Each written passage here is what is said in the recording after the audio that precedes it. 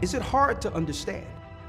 When it comes to reading the Bible, the first thing that comes to mind is the fact that this is the Word of God. The seals have been broken, and the truth is here.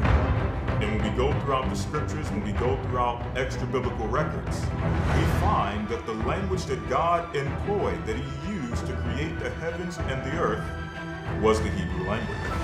Christ said, I came for the lost sheep of the house of Israel.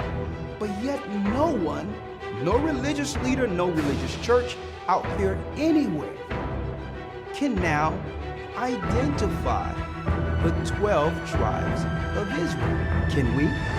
God is quite simple, but it seems as if man makes understanding Him hard. What are those mysteries? The truth of your book and the truth will make you free. The Hebrew and Bible Academy, you're invited.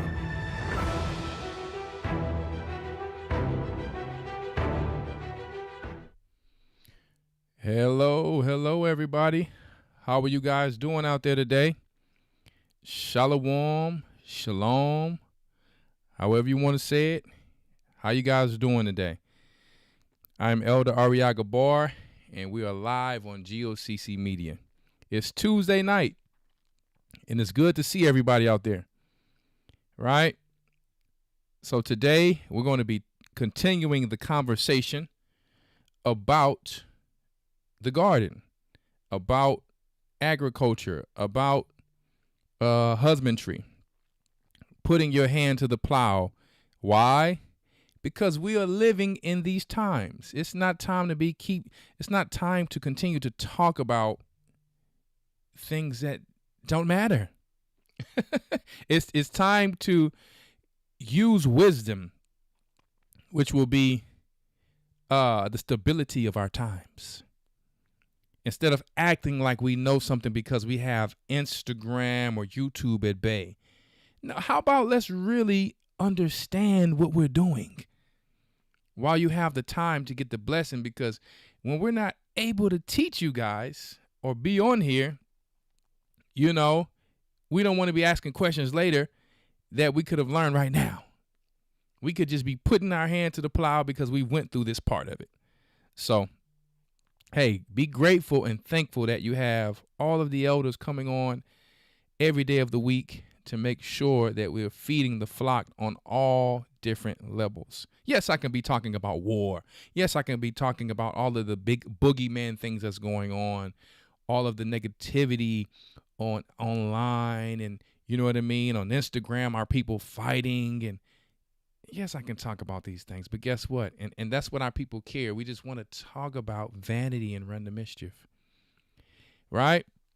But guess what?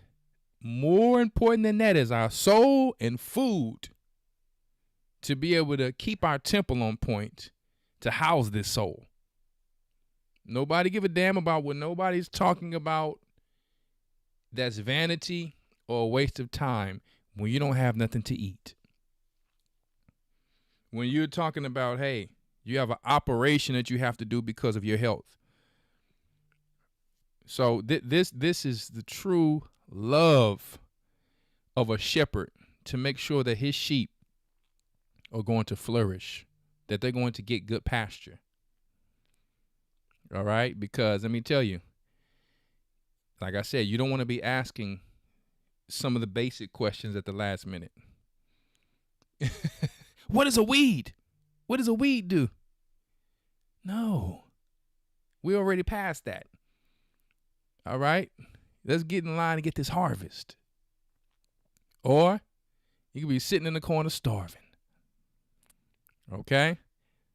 All praises be to the Most High. Like I told you guys, the people who shows up to these type of lessons is the people who you're going to see who benefit in these times, because they're the ones who's putting their, you understand, their time in gaining wisdom. When everybody else going to be hating on you, because they didn't take the time. Oh, I already know this. Let me tell you, it ain't about what you think you already know. I heard a lot of people say that, but not do it.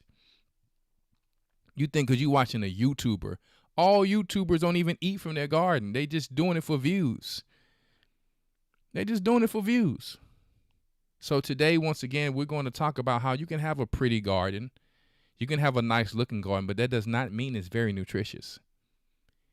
In fact, when you go to the plant nurseries and you pick out starter plants, a lot of those starter plants, after their natural nutrition runs out, they start to need some type of feeding.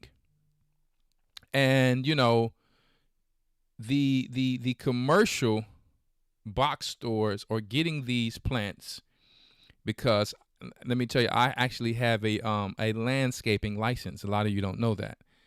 Okay, so a lot of those, so I can get a lot of things wholesale. So the whole deal is they're getting it from some of these places that are using commercial fertilizer. Okay, so not that that's bad. I'm not saying that's a bad thing, but what I'm telling you is you have two choices. You can continue to feed that plant commercial fertilizer, mess your garden up over time. And we're talking long term here. If you want to do something short term, like I said, because you're hustling and you're just flipping some plants, do what you got to do. It's not against the law. You hustling. It's lawful to do what you're doing. But if you want long term nutrition, because it takes time to rebuild soil, then you may want to take those starter plants, if you're using starter plants and not starting them from seeds, and kind of transition them into the old way of gardening. It's almost like how we were young and we took vaccines, for an example. And then we started to eat a better diet and wean ourselves off of these old ways. It can be done. It actually can be done. Okay, and I'm talking about for long-term nutrition. So before we start, let me make a quick announcement.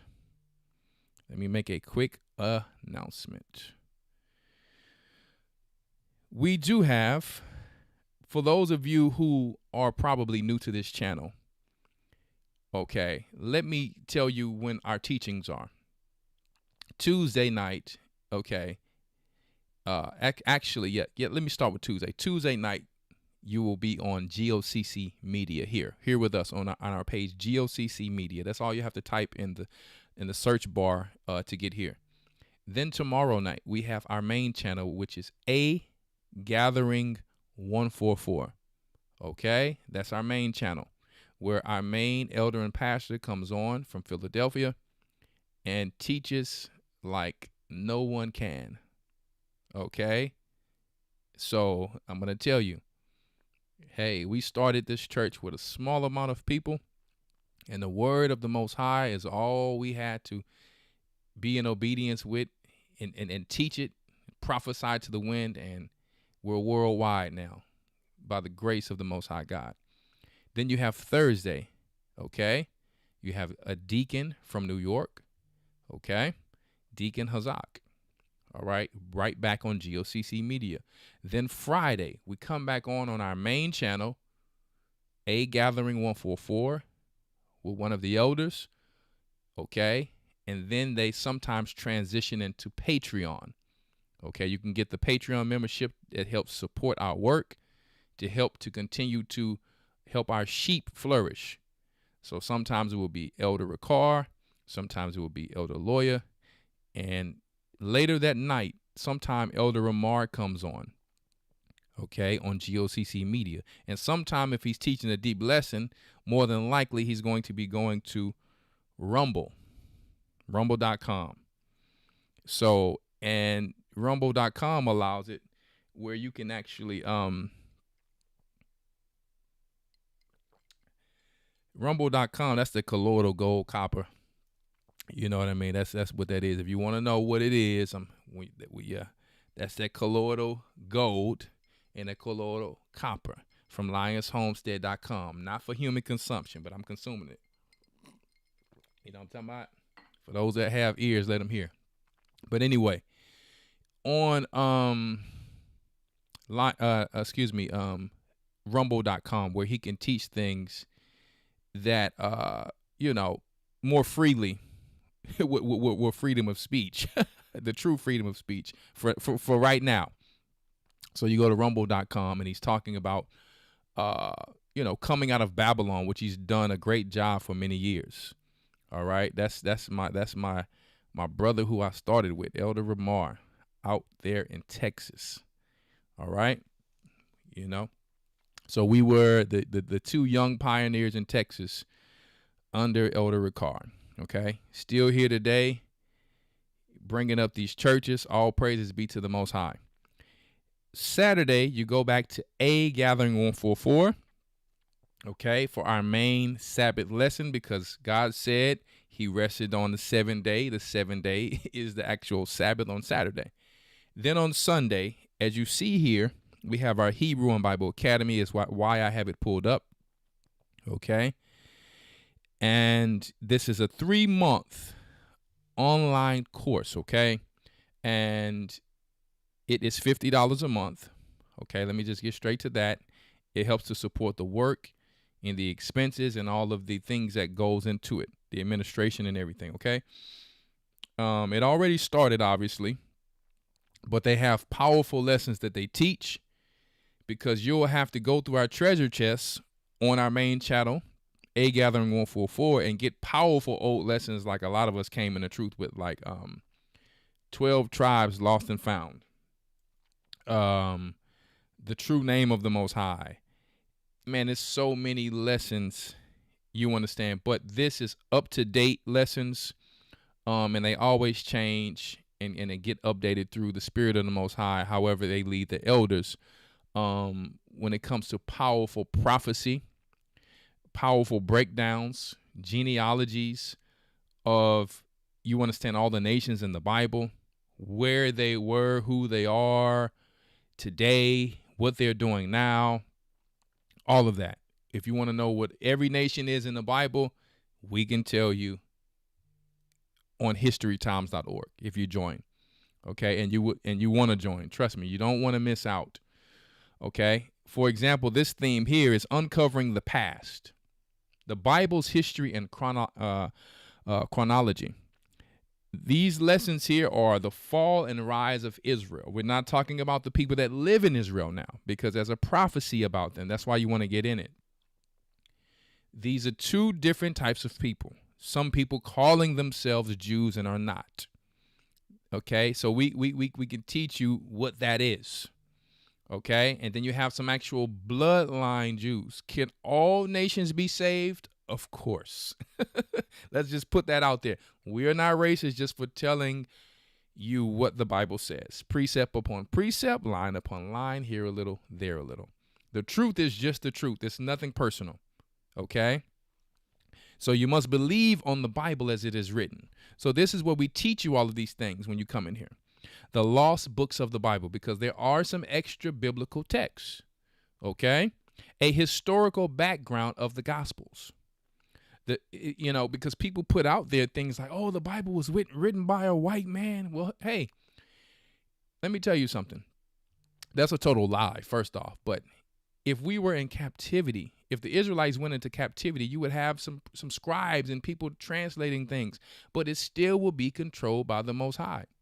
And no one can decipher the Bible like our people. Or the end would have already came.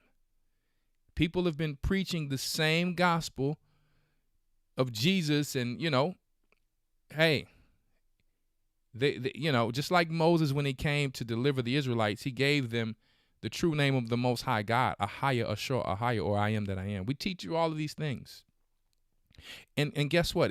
If you come in and you still, if you don't agree, you can still come in and learn just what we know. If you want to stay in your religion or you want to believe what you believe, but you can have that understanding. Why we do what we do. Why do we worship our holy days on a different time than everybody else? Why do we do a 364-day calendar and not a 365-day calendar? So these are some of the reasons that you would come in here. And that's why we have this next lesson called The Secrets of the Times. Okay? Thank you, Elder Dale. From Noah, Moses to Christ. Okay? From Noah, Moses to Christ. You'll find out that the Most High did not make a mistake when these men were brought into the earth. The Jubilees that's patterned between them on purpose. The Most High is perfect in all his ways. You'll learn about that 120 years and what it really means when you go into the secrets of times. Okay? You'll learn about all the details of that. On top of that, you'll get powerful, groundbreaking news from Elder Rawchaa. Okay, from across the waters. He's across the water, so he's going to have different news than we have. All right? And you get the Hebrew. You also get the ancient Hebrew, not the Yiddish. You can study the Yiddish on your own, but we are teaching in here the ancient Hebrew. Okay? So that's what we're teaching in this lesson, and let me tell you, it is so powerful. And if you're saying, hey, well, I work on Sunday, don't worry about it. The lessons are recorded. You get your free PDF booklets. Okay, as you see, the time is 9 a.m. to 2 p.m. Eastern Standard Time. So, but don't worry about if you have to work on Sunday. You can play catch up with it, but you don't want to miss these lessons. I'm going to tell you right now. If you are a Bible believer, you want to be a Bible believer, you want to get more sharp, or you're not a Bible believer, but you want to understand why are these black people, these Negroes, or whatever you want to call us, and you know, where you're from, teaching and acting like this. You might actually come into this and say, you know what? I'm leaving what I'm doing and coming to this. I'm telling you right now, that's how powerful it is. We don't hate other nations. We understand that the nations and their forefathers are worshiping different fallen gods and idols that they may not know. They may genuinely not know. So this is what this is for. So I just wanted to bring that out really quick before we go into our main lesson. The first thing I'm going to do is get right to it. And don't forget, we actually left off at a certain spot. Let me see here. We actually left off at a certain spot. We were talking about feeding the soil and not the plant. Okay? To be specific, we were talking about feeding the actual microbes. Okay? And this is the reason. I don't need to make it so scientific for you. This is the reason everyone is not healthy. I don't care what somebody says out there, even if they're a gardener or a husbandman. I'm going to tell you right now, when the Most High God said he made us from that dust and that soil, they took it only one way, like we're made from soil. I'm talking about the fungi. I'm talking about the microbes, the bacteria that's in our gut is the same as the ground. And we are lacking things like those probiotics. We are lacking enzymes. We are lacking soil probiotics. Okay, this is why we're unhealthy. These things were supposed to be able to feed, just like the ground that we talked about last week. They were supposed to help to balance our nutrition and give us the exact portions that we need. So we're going to talk about the fungus right now because that's where we left off at. We talked about the bacteria in the ground. And if you don't remember, you're going to have to go to my lesson last week. But this is very, very, very important for you to understand if you want to be able to finish.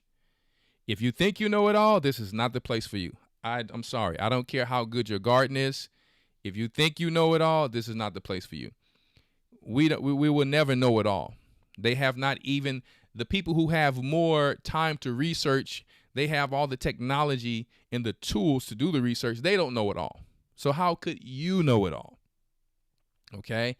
But one thing our people do have, I will say, is that when we come back to the Most High, we stick by him and just do what he tells us to do, then we will understand why he told us.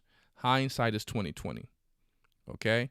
So what I'm talking about tonight is that soil that we actually come from. But being that we come from it, they would damage what we come from, knowing that we have to put those things right back in us to live, because we we are the same as it.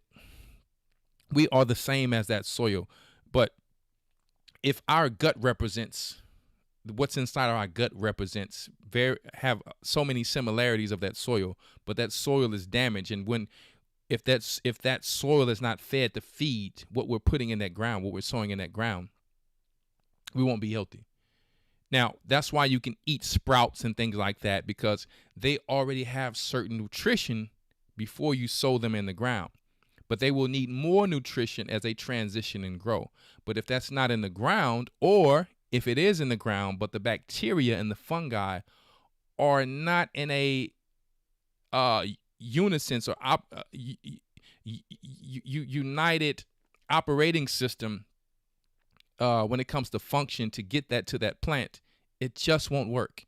You can think you see some lettuce, or you can think you see some kale or whatever, and because you look up kale, everything that it has, and you assume that it's full of that.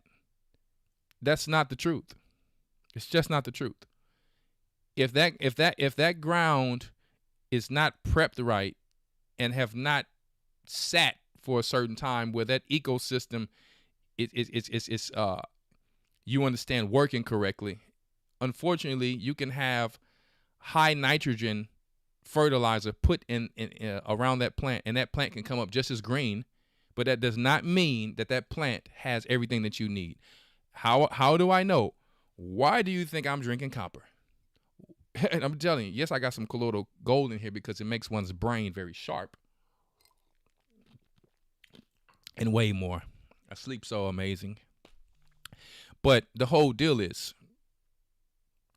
if I was getting copper, and you only need a minute amount of copper, and we're going to do another lesson, a powerful lesson on copper, the number one missing mineral and element. Let me tell you, hey, for all of us, number 2, magnesium. And I'm going to go into that same book, and actually in that book, it talks about what I'm talking about tonight, how it's missing from the soil. And people can, well, you get copper from this. I just eat this. Yeah, you're telling people what you don't know. You're thinking because someone told you, hey, it's in cacao powder. Okay, well, what if it's overprocessed and it's stripped it of it? That's why people are suffering, because we have people who are so-called know-it-alls telling people, I just do this. I just go get this and do this. Everybody's garden is not prepped right. Okay, and I'm telling you because it's a war. This is like warfare. They got Terminator seeds going around, genetically modified sugar going around. Most of the sugar in America has come from these genetically modified beets. I'm talking about the beetroot. It's so much our people have to play catch up on and know, but we're going to keep it really simple for you now. I will simplify it and condensate to allow people to actually understand what's going on. So this gentleman here that we had from Sunnyside Soil, shout out to Sunnyside Soil for the information that he has. He's going to break it down, but I'm going to simplify it for you. And I know everyone doesn't have that major big garden. Some people have community gardens, community church gardens, whatever. Some people only have plants in pots, but the same system can work also in pots. I will show you how. What you can do in the normal ground, you can also do in pots. You just have to understand in pots, the water leaches out a little bit more fast. Now, can you put that pot inside of like a tray with water at the bottom so it can suck it up? There's different things you can do like that, okay? But let's go ahead and finish off where we were. Fair use for educational purposes only. We are still talking about, before we talk about how to fix one of the hardest soils to fix next, it's clay soil. A lot of people have clay soil. It is one of the hardest soils to work with. Heck, I got clay soil over here. Okay? And, each area has a different type of clay soil. So you can get the one area and say, hey, this is what I used to do over here. Why is it not working over here? You got different types of clay. Red clay, gray clay, all different types of clay. Brown clay. All right, but you're going to find out that that clay soil is a blessing and a curse, and we'll talk about it after this. All right. So let's get to feeding the plants versus feeding the soil. The second half of it, because I know the attention span for some of the Edomite teachers, for the Israelites, can be a little. So I did not want to play the whole video all the way through because it could be a little boring just hearing. No offense to Mr. Sunnyside Soil, but I mean everyone is different. Okay, so I figured I would break it up in parts. All right, but the information is powerful, and we appreciate it. So let's get to it. Important symbiosis in terrestrial ecosystems, mycorrhizal fungi. These fungi form relationships with about 80 to 90% of all land plant species, including most of your garden vegetables. Here's how it works. The fungus grows inside and around plant roots, forming specialized structures called arbuscules, kind of like little tree-like exchange sites. Research published in PLOS ONE and multiple studies in New Phytologists show that plants can receive up to 70% of their phosphorus and more than 40% of their nitrogen through this mycorrhizal pathway. Now, in exchange... Okay, we're already starting off with powerful information. Let's stick to it. Let's focus, because this is important. We all need food. We all need food. We need to understand different soil types, how to use them and what to do. But it's really a simple thing to do for, of what we're going to talk about when we get to the clay soil. He already said a big amount of the nutrition, let's go back to it, comes from this mycorrhizal fungi. Forming specialized structures called arbuscules, kind of like little tree-like exchange sites. Research published in PLOS ONE and multiple studies in New Phytologists show that plants can receive up to 70% of their phosphorus. 70% of their phosphorus. Keep that down. Very important. The phosphorus when it comes to flowering and things like that, right? The nitrogen is for the greenery, okay? And more than 40% of their nitrogen through this mycorrhizal pathway. For more than 40% of their nitrogen. So while people think you have to stuff down, and like I said, let me repeat myself. I am not telling you what to do.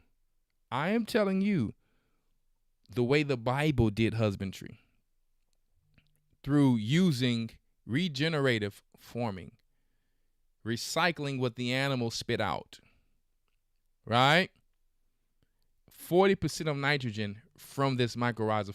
It goes like little angels and workers to feed your plants. All of these arthropods and little microscopic organisms and bacteria.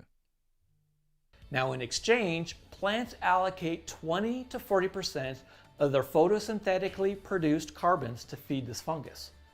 Now, this might sound expensive, but consider what the plant gets in return. Access to phosphorus and nitrogen that would otherwise be completely unavailable, plus enhanced drought resistance, disease suppression, and connection to a common mycorrhizal network that can span entire forests. Did you hear that? Let me play it for you again. This is very important. Regular fertilizer cannot do this. It cannot accomplish it. I'm sorry. It is impossible for regular fertilizer to accomplish it. God, or the Most High, did not make it that way. He made it for you. This NPK stuff, don't get me wrong, you can use it when you want to speed up something for production. But we're talking about nutrition today. You want fast production? That's a different story, because you have a purpose for that. But when you have a section of the garden where you say, hold up, I'm eating from this, I want it to be very nutritious. I understand the market. Hey, this is just the market. When you're trying to make a little money, you want fast production, whole different zone. But the benefit to this is that if you take time out to sacrifice one part of your garden, because some people are in business when it comes to garden, I get it. And you know, for the long term, you're creating this section that to where, hey, yeah, I'm gardening where I'm using NPK or whatever type of fertilizer now. But eventually, if I set this area up right, in a few years, I can just be able to stick everything in there and it will work for itself. It just takes time. It takes time to build soil. So in no way, shape, form, or fashion am I telling people you guys can't use fertilizer. I'm telling you for long-term nutrition. I understand that there's not an overnight thing that someone's been using something called organic fertilizer. Everything that's organic, guys, is not,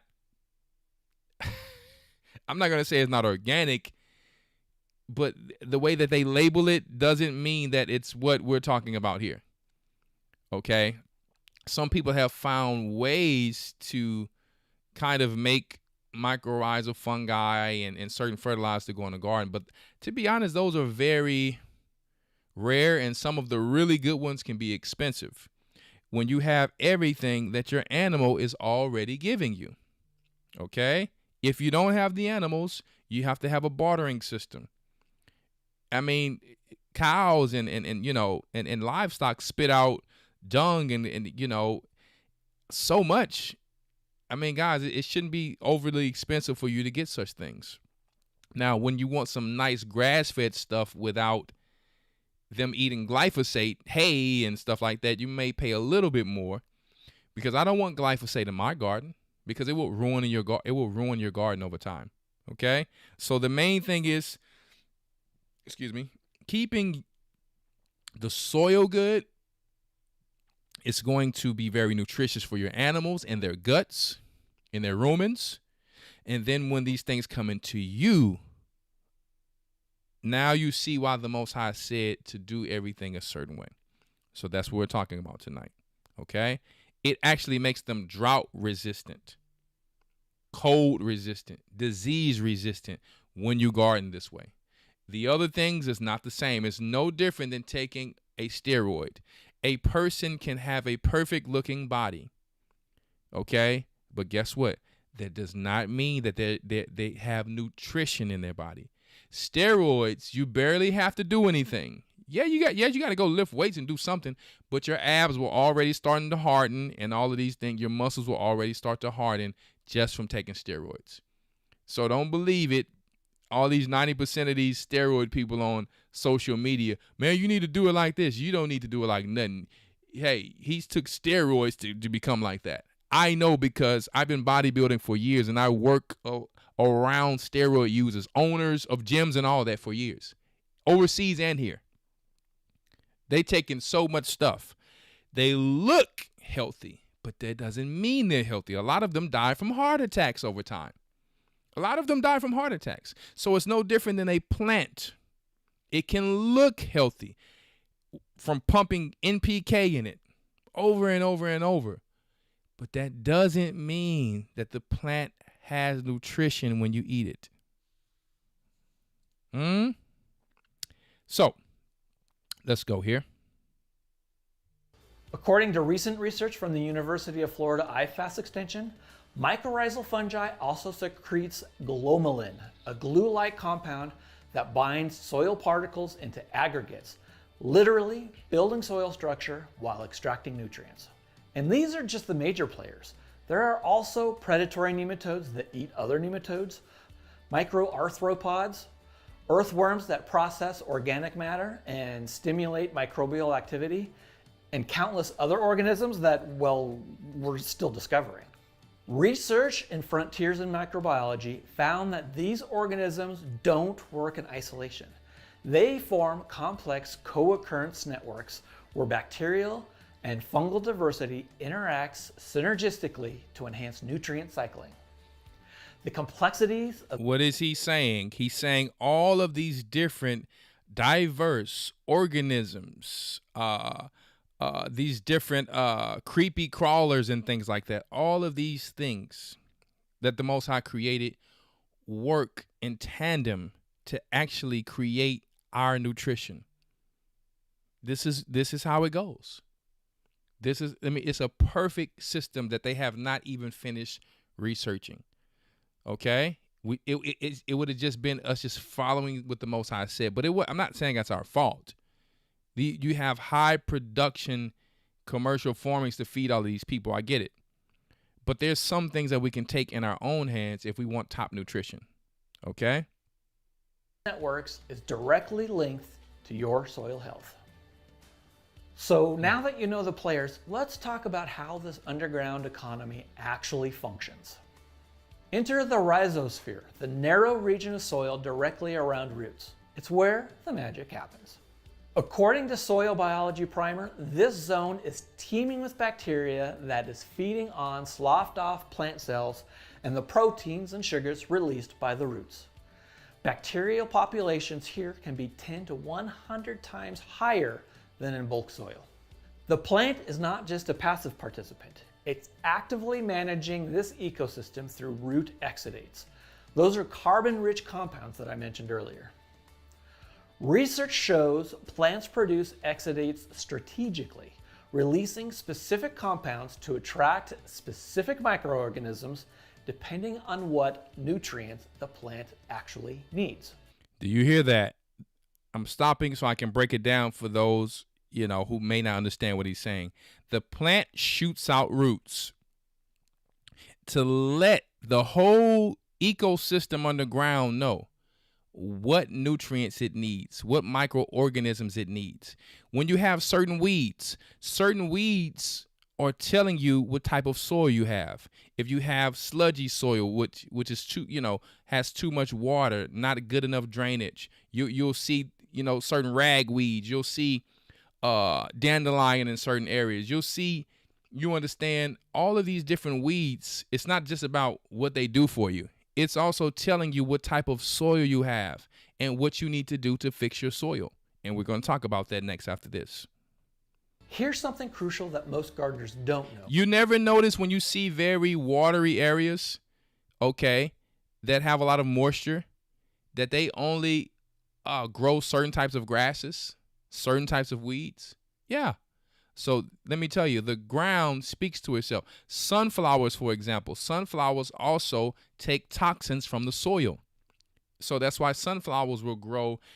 And the reason you don't have to replant them, like you can go to open land and see the same plants. They have formed an ecosystem underground to tell whichever part of the soil that needs whatever to grow there. This is what the mycorrhizal fungi does. It will travel miles and miles and miles, guys. I'm talking about miles, just like a car, to say, hey, we need to grow this over there. That type of soil over there needs to be regenerated. So it will work on doing it. Then the plants will die. And what the plants are trying to do as they die, eventually they're turning into a carbon nitrogen ratio. And they're trying to slowly build soil. When those plants die, new grass grows. So now you're adding, it's trying to add and rebuild topsoil to heal the soil. Okay, but we're going to talk about that, like I said, next. You can call in Sherry Smith after we're done to ask that question. There are two main energy channels in the soil food web, bacterial and fungal, and they work at different speeds. Research in Science Direct Topics shows that bacterial pathway is faster. Bacteria reproduce quickly, are consumed quickly by protozoa and nematodes, and nutrients cycle rapidly. This is ideal for annual vegetables and grasses.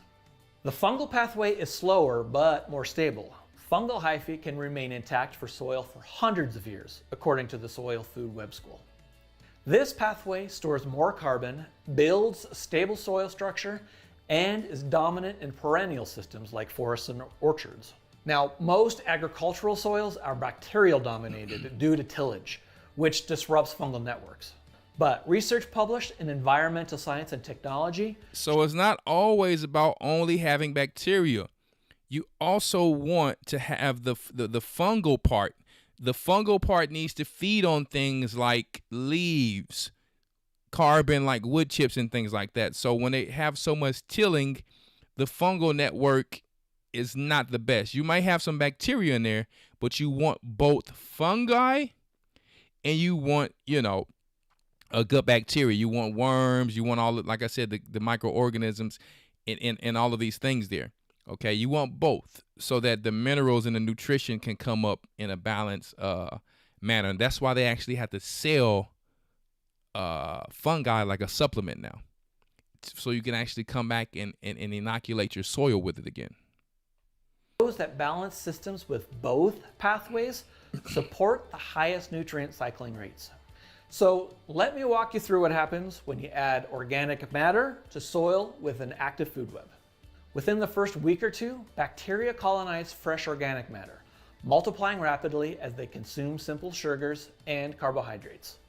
Weeks 2 to 4, protozoa populations explode in response to bacterial growth. As protozoa graze on bacteria, they excrete excess nitrogen as ammonia.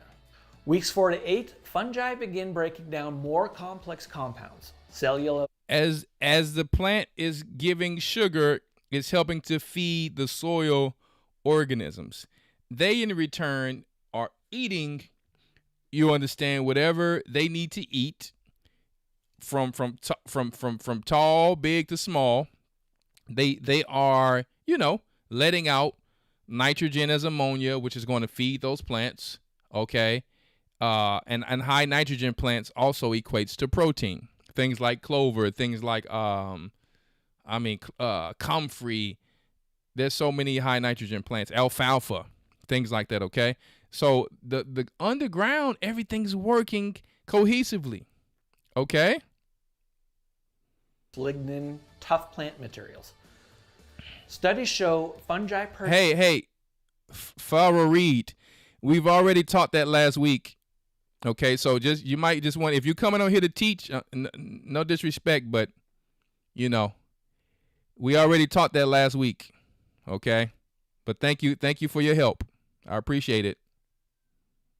Acidic enzymes that also help dissolve mineral nutrients from soil particles. And on an ongoing timeline, mycorrhizal fungi extend hyphal networks up to several meters from the roots, accessing nutrients and water far beyond the root zone and trading them. It's okay. Don't worry about it. Research from PMC demonstrates trying to keep the focus. Both decomposers, that's the bacteria and the fungi, and predators, that's the protozoa and the nematodes, present, nutrient cycling cannot occur effectively. You need the whole community working together. Now, here's a bonus that most people miss. As this biological activity occurs, beneficial bacteria produce sticky compounds that glue soil particles together into microaggregates. Then, fungal hyphae bind these microaggregates into larger macroaggregates. This aggregate structure is what gives you that beautiful, crumbly soil tilth. Research in Frontiers in Microbiology, studying rice fields in southern China, found that microbial activity within different aggregate sizes directly correlates with nutrient cycling rates, and that bacterial assemblages in smaller aggregates were particularly important for accelerating soil functions. All right, I know you're thinking this is all great information, Sonny, but how do we actually feed this underground ecosystem? This is the fundamental shift in thinking.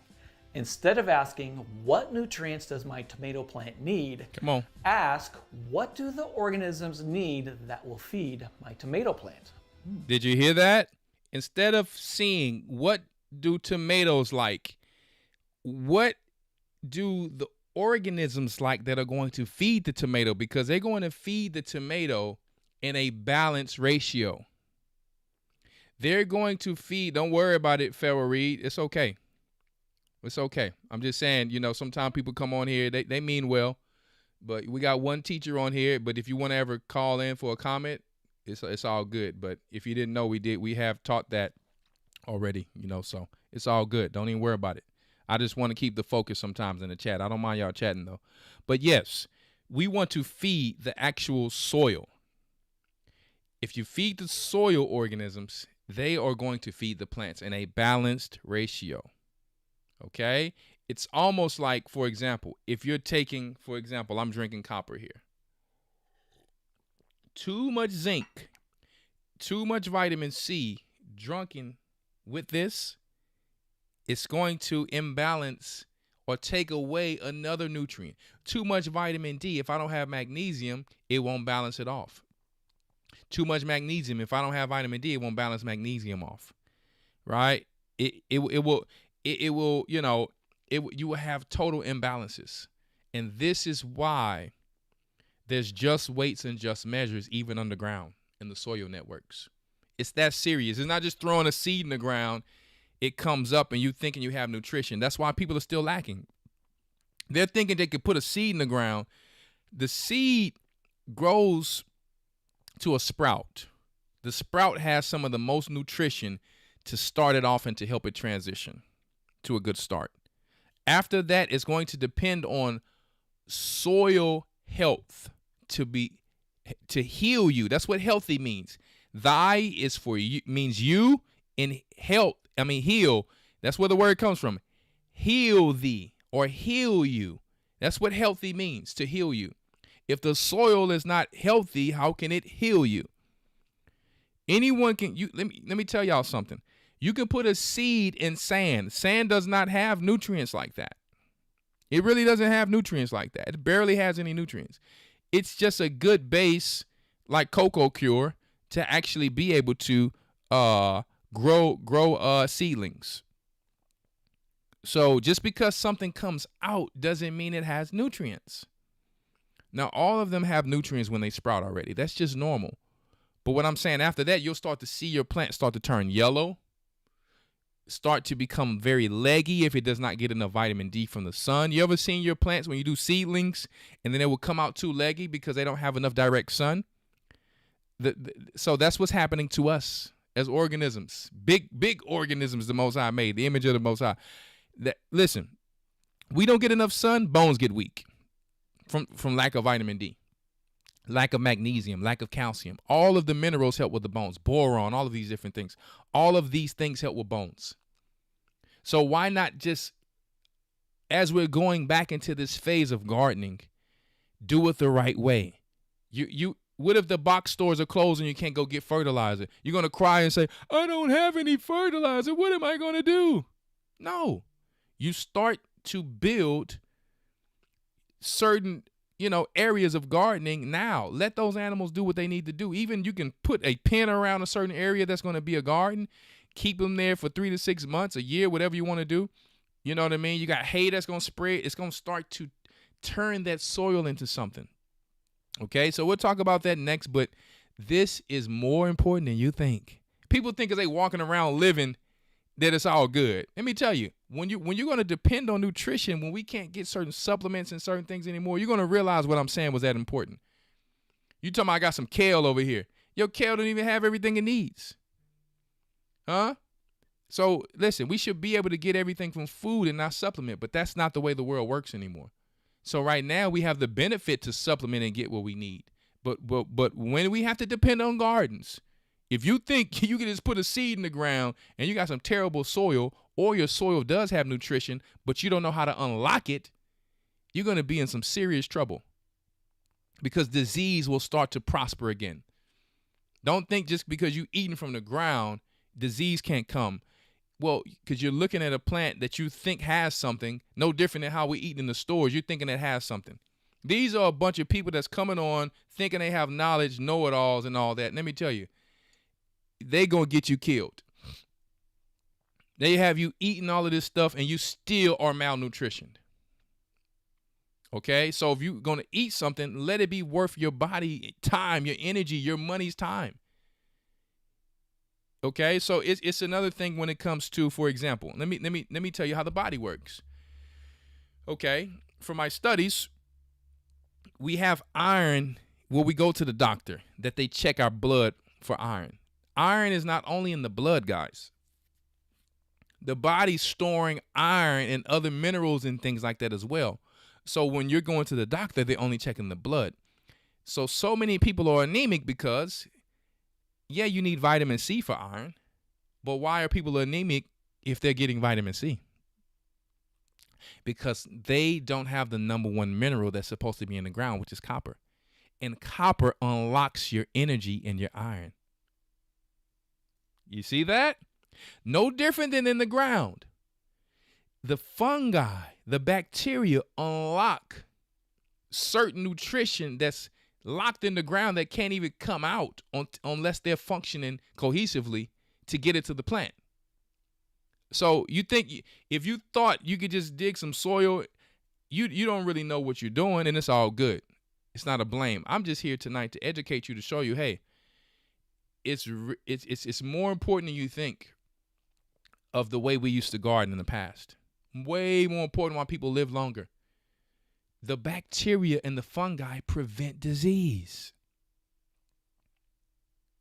When you hear organic gardeners talking, you will hear them always talking about mycorrhiza, and not only that type of fungi, more different types of fungi. They're talking about, they don't even know all the bacteria, but they're selling the probiotics like hotcakes, because it went basically from us not getting it in the ground to having to buy it in supplementation, which is fine.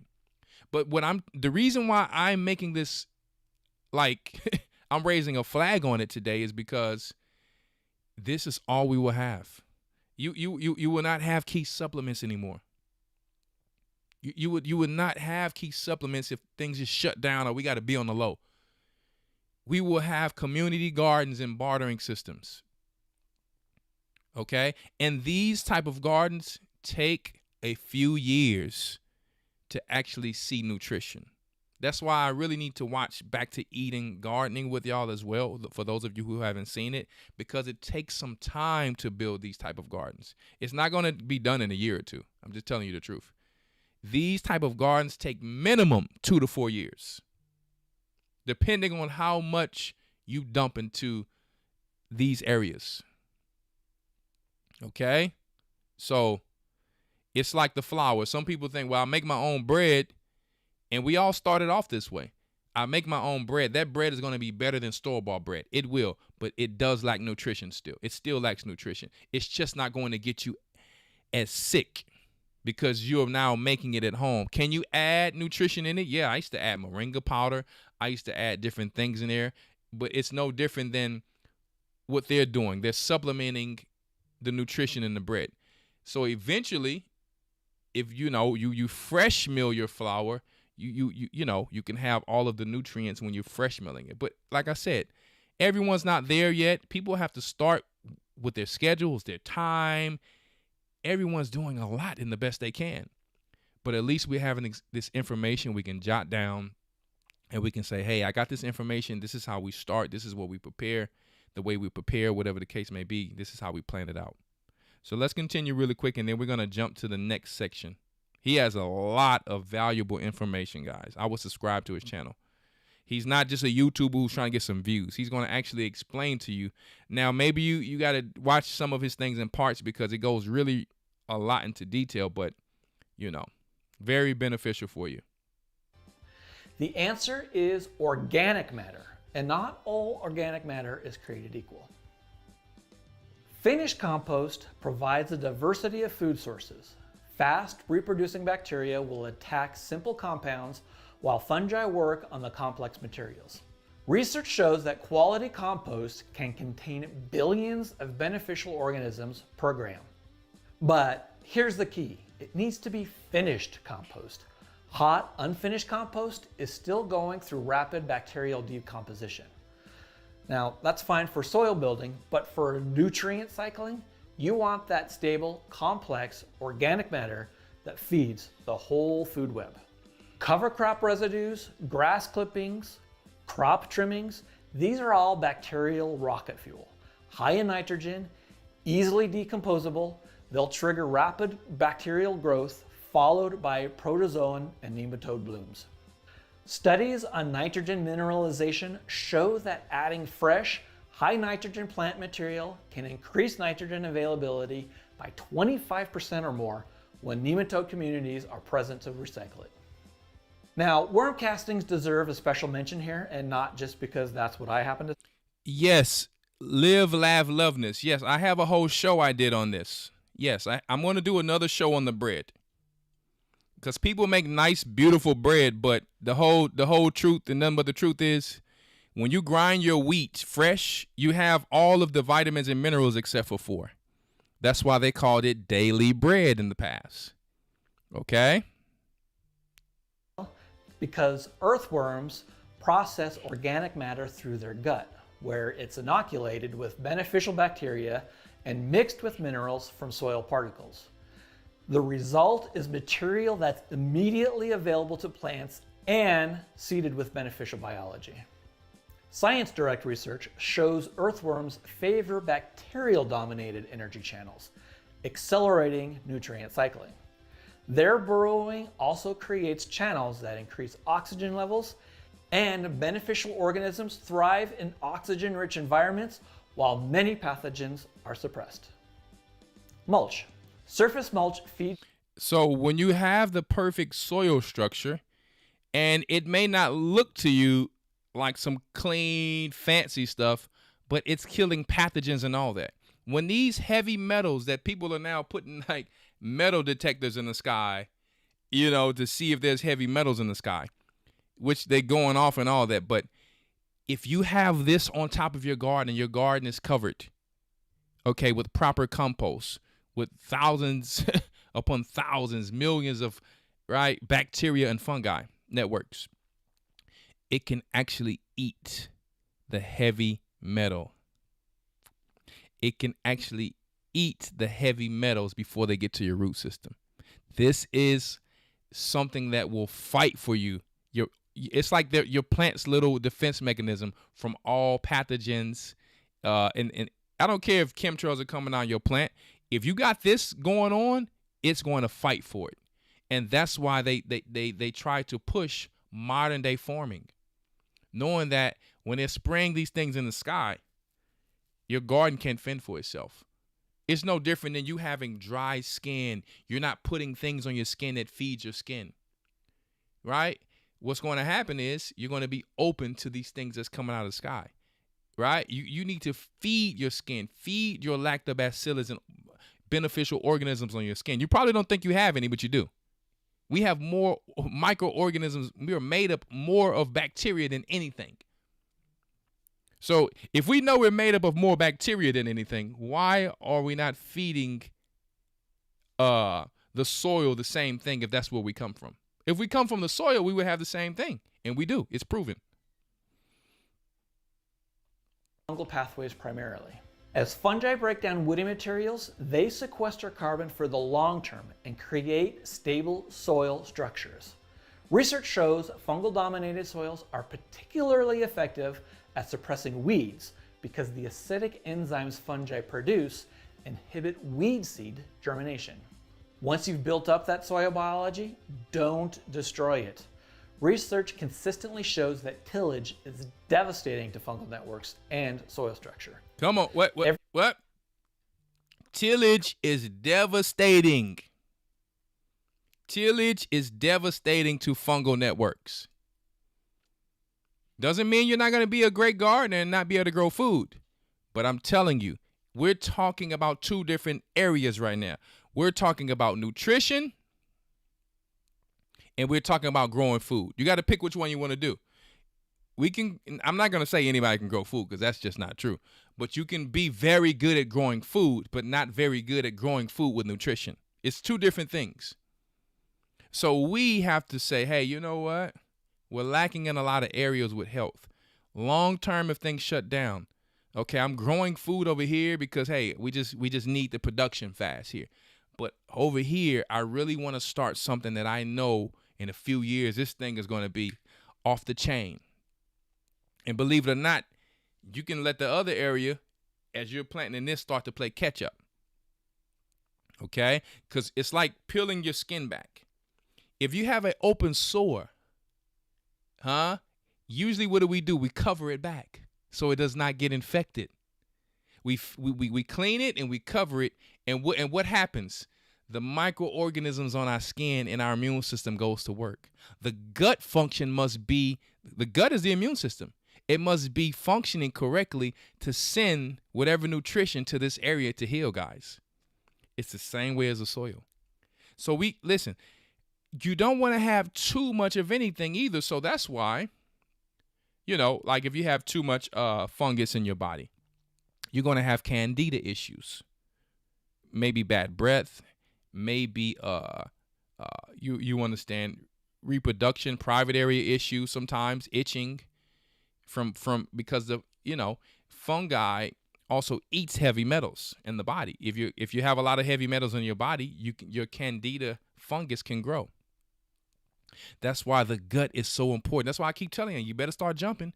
Start shaking that gut. Keep the gut moving. If you have gut issues, start jumping. You need to jump every day. Jump every day going to make you live longer. It's going to make that gut move. You need to keep that thing moving. Because what's going to happen is it's no different than clay soil. Nothing's moving. What happens with clay soil, if nothing is moving in there, the water can barely move. The water starts flooding. This same thing can happen in the gut. You want that thing to be moving. So that's why he's telling you, adding all of these.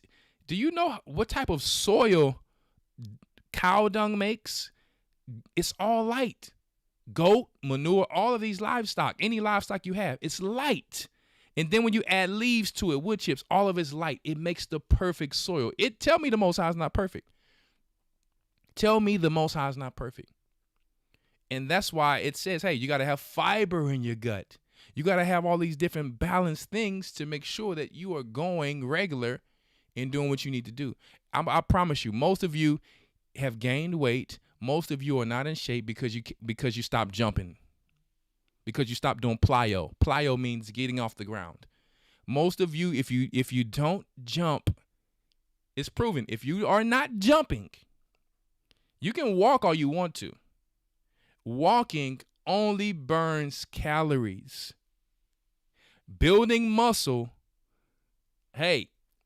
burns fat. When you walk, you burn calories. It's not bad. But when you come in the house, you wasted your time outside because you're going to put every calorie back on that you just thought you walked off. Walking is good for cardiovascular. Walking is good to take a good breather and, get some weather. But if you want to live long, you need to try to build the skeletal muscle that all of us will lose as we get over 35. Glutamine, creatine, collagen.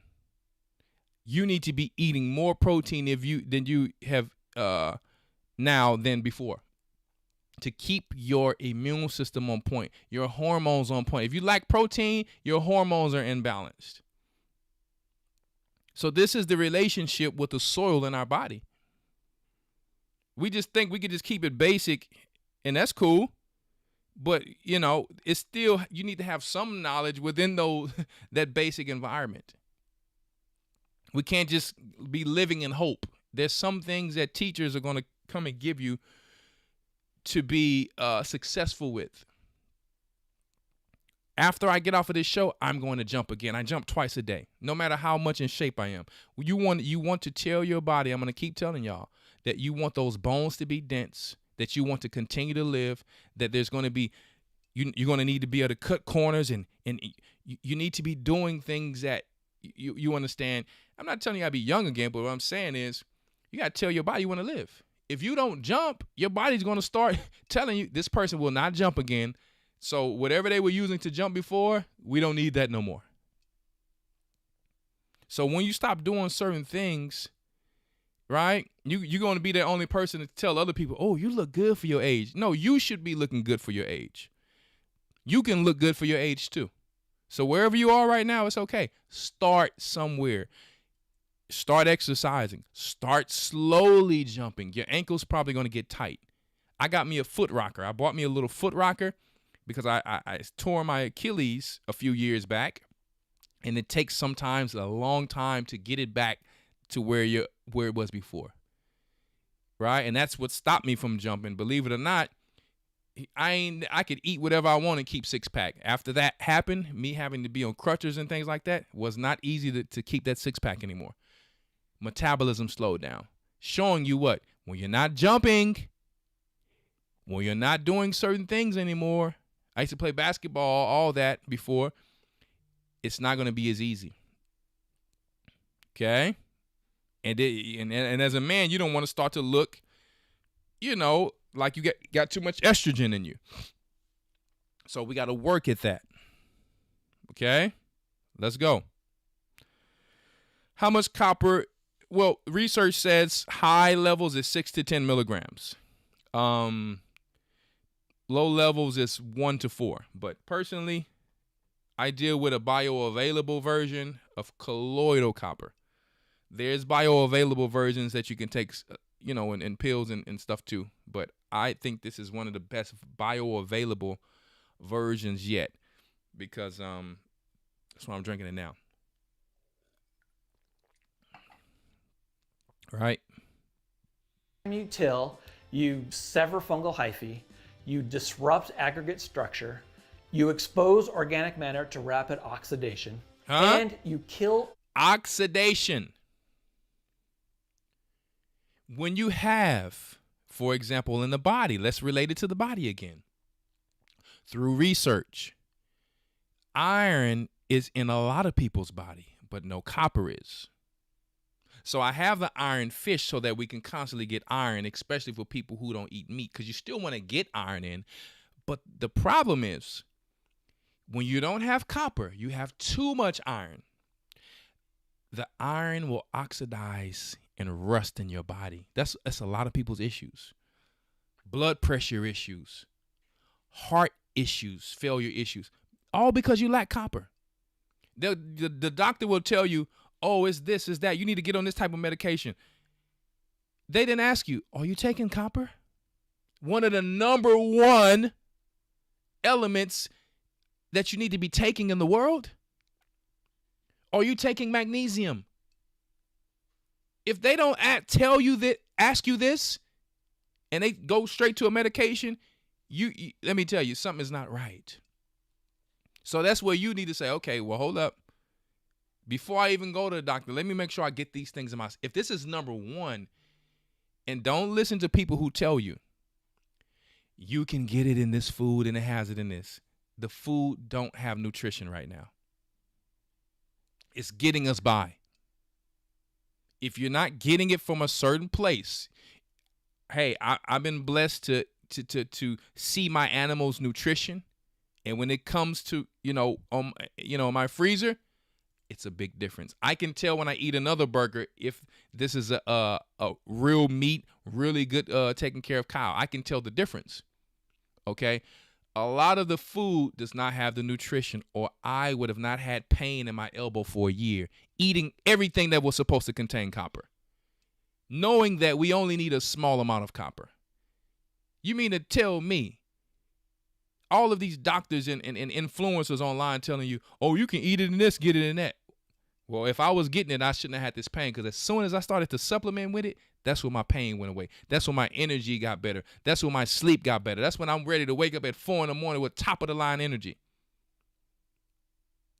So I don't want to hear these people coming on here telling me you need to eat this and just do this. I'm sorry to tell you, it's not true. And I'm sorry to tell you, I don't know what food has what. I'm not a scientist. I know when I eat this cheap broccoli that they got in the store, it gives me gas. I know when I eat this type of broccoli, it don't. So a lot of things for us is just trial and error, unfortunately. But I'm trying to kill the trial and error to as much as we can by slowly incorporating what we're talking about here, because eventually we're going to need it. I'm telling you right now. Hey, and I love the fact that we can get out there, plant food, and we're producing food. But what's the point of producing food with no nutrition? What's the point of producing food with no nutrition? Hey, yeah, you can till the soil, put stuff back in, and you're going to have some nutrition in it. You definitely will. But what you won't have is the complete system of the bacteria and the fungi. You won't. As soon as you till it, it's going to oxidize. It's too much air. The worms, you know what I mean? You done killed off a lot of microorganisms and worms, and it's going to take time to rebuild that once again. It's going to take time again. So it's not about knowing it all. It's about coming together as a team, coming together as, baptized members in Christ to bring our bodies back to where they're supposed to be as much as possible. Guys, this is why people are sick right now. This is the reason. What we're talking about tonight is why. Nothing else. All of the toxins and chemicals are everywhere. They're injecting us. It's in the air. It's in the food. And then the food lacks nutrition. This is why. Don't need to get scientific. This is the real reason why. We lack consistency in fermented foods. So back in the days, we would get fermented wine, fermented beer or ale, and whatever other type of things, kefirs. We had to can things without refrigerators. The soil was healthy. You're getting raw milk. That's pretty much living too. You're getting raw cheese and raw butters, right? And everyone can't afford all of these things anymore. So my job when I come on here is I say, hey, you can do this, just to try to get you to a certain level until we can all get here. Okay? Everyone's not going to have that big garden yet, and some people will get frustrated and just want to throw in the towel. No, you don't need to throw in the towel. Pray, start somewhere, get you a container garden, get you some 5-gallon buckets, get you some containers, whatever you have. You can do the same thing I'm telling you now. I used to garden in containers when I lived on a rooftop. I was able to complete the same thing. What I did was I took a lot of food scraps. I kept feeding the bottom portion of that soil with food scraps. I fed the bottom portion with food scraps all the time. The garden flourished. I bought worms. I put worms in there. And so now all of those containers contain worms. I'm feeding the worms. They're pooping and doing what they do in there. And now that garden had nutrition. Okay? And all of your organic gardening, it's not, all of your things are not going to look the same. Some things are going to be a little small. Some are going to be a little crooked. Some things going to look a little crazy. It's not going to look like the perfect apples. All of them look the same or oranges in the store. Okay? Your bananas are not going to be the most huge bananas. They're going to be tiny, small bananas. And you're thinking, did I do something wrong? You didn't. Your celery is not going to taste the same like the celery in the store. It's not going to be the same size every time. Now, the longer this garden that we're talking about today sits, the more production comes back every year. Drinking out of 100% copper cups, the same as taking the supplement, I'm sorry to tell you, it's not. I got to be real with you. I am not here to be flawed with you, fraud. I am here to be 100% real with you. It will not. It will not. Don't depend on it. I have a copper huge vessel that my family drinks out of. I have a huge copper water vessel that they get their water out every day. 1, because it keeps it cool naturally. 2, because it's going to leach copper. But I just like to leach copper all day on top of taking copper. I'm not worried about copper toxicity that only happened to 1 or 2 people in these experiments. Bunch of crap. Now, I would say this. I would be careful when you're taking the supplement type of copper, because I took a supplement type of copper before and almost threw up. So you can take too much copper in the supplement form. That's the truth. But you cannot get enough copper in copper vessels. But the reason the East Indians had it, obviously their forefathers knew something of why they had the water and all of the copper, and it keeps it naturally cool, and it keeps it clean. It can actually purify and clean the water to a certain degree. Okay, if you got some water you took out the creek, don't put it in a copper vessel. Don't do that. I'm talking about normal water you're putting that may have something in it, copper going to deal with it. But if the water is black, get you a life straw or something. Or a reverse osmosis system. Okay. And even when you put those copper water in those copper vessels, you cannot put acidic things in there. If you put acidic things in there, it's going to leach more copper, but your water is going to taste disgusting, but it won't harm you. Okay. So I wanted to put that out there. Copper vessels are just extra. You're gonna just get a little tiny. It's not going to be enough to unlock the iron in your body. So I want to be the first to tell you, I've been drinking copper in my copper cup, and there's nothing going to happen for you. So I just wanted to put that out there so you won't be wasting and spinning your wheels. All right. Worms and other beneficial organisms.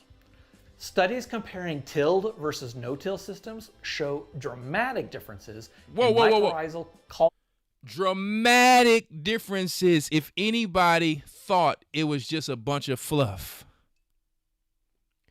Tilled versus no-till gardens, dramatic difference in fungal network. fungal network is very important. If you do not have enough water, if it's a drought, it makes it drought resistant. It makes it heat resistant, disease resistant, cold resistant. This is what happens over time when you look in forest areas. Everything's perfect. The leaves already have bacteria on it. They're falling. They're already creating a network.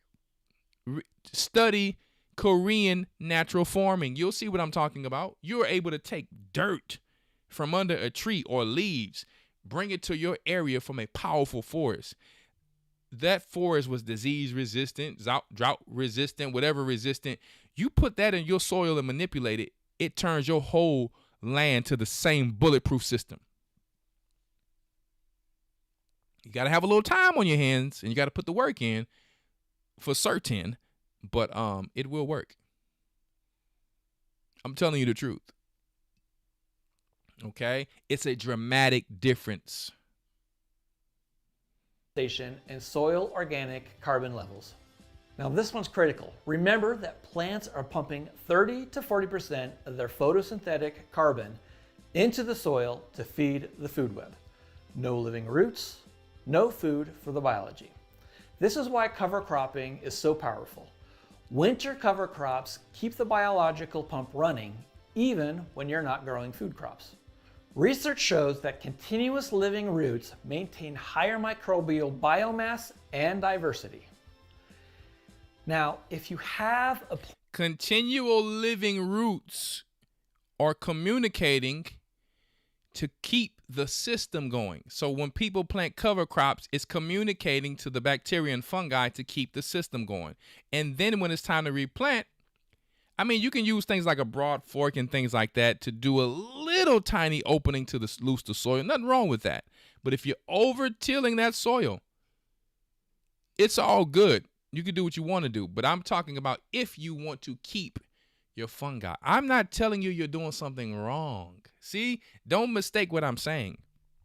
I'm not here to tell you you need to do what I do, what he does. This is merely information for you, just to add to what you're doing, and you decide what you want to do. Right? So that's what I'm saying. You could do what you want to do, but we're talking about growing food or growing food with nutrition. It's a big difference. Okay? And I'm gonna tell you again, like I told you last time. If you ever tried when you were beginning garden like I was, you get you some new soil, you plant in there, you wonder why your plants are just sitting like this and they're not growing and they're just staying still. That soil had not adapted to the ecosystem you put it in. That's why plants get shocked when you take them out of what they're used to and you put them in here. All of these things matter to plants. Some plants are more stubborn than others. You can take kale, for example. Kale does not like to be transplanted. It does not like to be transplanted. Some things I'd rather just put the seed in there and let it grow where it's going to grow, because it can come back, but it'll take a while to come back. Some things hate to be transplanted. And this, when you understand, it's like a little stubborn little baby with some of these plants, right? So the better that soil is, if you put some of that, even a stubborn plant in some powerful soil that's been sitting and being, nurturing, and you know what I mean, with all of the nice ecosystem of bacteria and fungi, it might not even stunt the growth of it because that soil's so good. Okay? So just think about what I'm saying. Diverse species, different root exudates feed different microbial communities. Research from End Systems studying bacterial fungal relationships found that the balance between positive and negative bacterial fungal associations is directly linked to nutrient cycling strengths. Monocultures select for narrow microbial communities. Diverse plantings create a complex, resilient food web. You could definitely add specific amendments to address deficiencies. Amendments like rock dust provides minerals that bacteria and fungi can slowly make water soluble. Kelp adds trace minerals and growth hormones. And biochar creates a habitat for microorganisms. But here's the thing, if your soil food web is functioning, many of these additions become less necessary. The biology will mine what's already in the soil. So what exactly happens when you shift from NPK thinking to food web thinking? Well, in case you haven't caught on yet, you get healthier, more resilient plants. You get healthier, more resilient plants when you switch from fertilizer, commercial fertilizer. I don't give a dang on if it's organic, whatever they call it. Okay? Or what we're talking about here when it comes to food web systems. Organic, true organic gardening with organic matter. Fed through mycorrhizal and biological pathways receive not just NPK, but dozens of micronutrients, enzyme hormones, and compounds that synthetic fertilizers don't provide. They don't what? They don't provide. They can try to mimic what the Most High did, but they can't mimic it. And you, if you're a gardener, you know what I'm talking about. I can go out and put a bunch of fertilizer on some of these trees, and they will grow really fast. And you get you some oranges and all that, but that don't mean those oranges have all the nutrition. Right? So that's why people mulch trees, because the fungi loves wooded things like leaves and wood and carbon. And all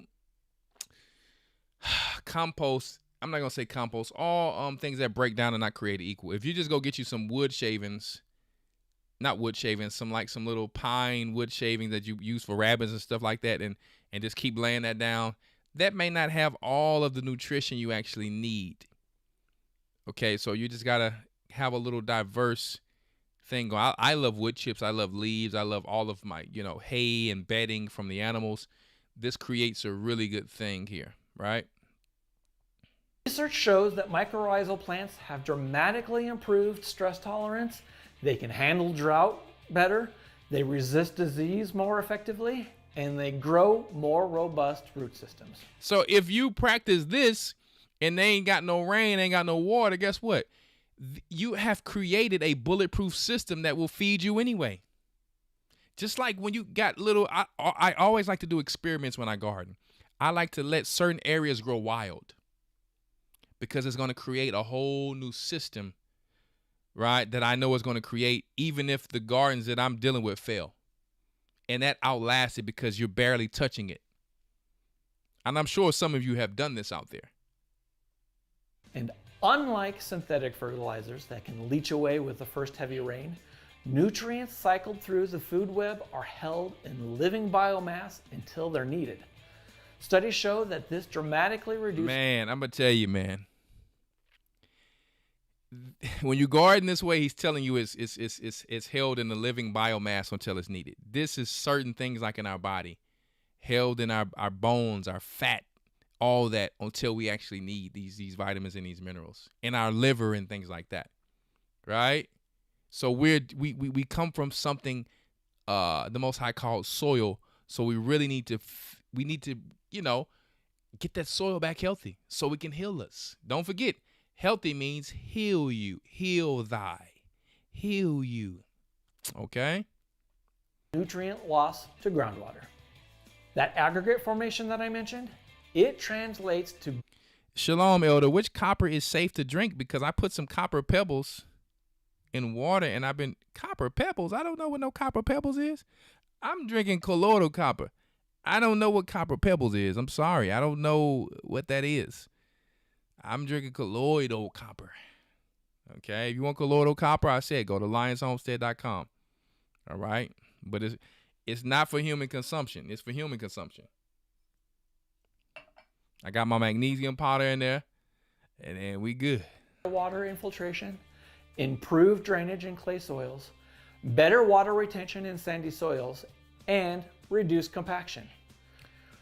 Research from the Soil Food Web School shows well-structured soils can reduce irrigation requirements by up to 50% just in the first year. Wee!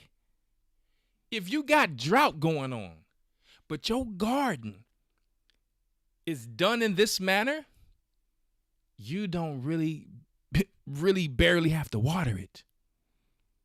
And I've had a lot of gardens like that because I've been around the world. I went to a garden that tilled before to prove it to you. And his garden was doing well, and I know they put fertilizer in certain things. Now, they had a lot of avocado trees. He had a lot of banana trees, and they would put down the mulch. But some of the parts, they didn't put down really any organic matter. So what I did, I went around and saw a huge wood chip compost pile.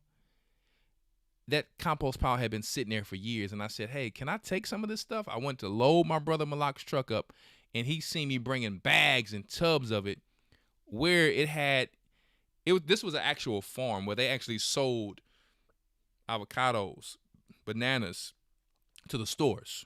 And I was able to work on that and have my little portion, okay, from my sister-in-law's uncle.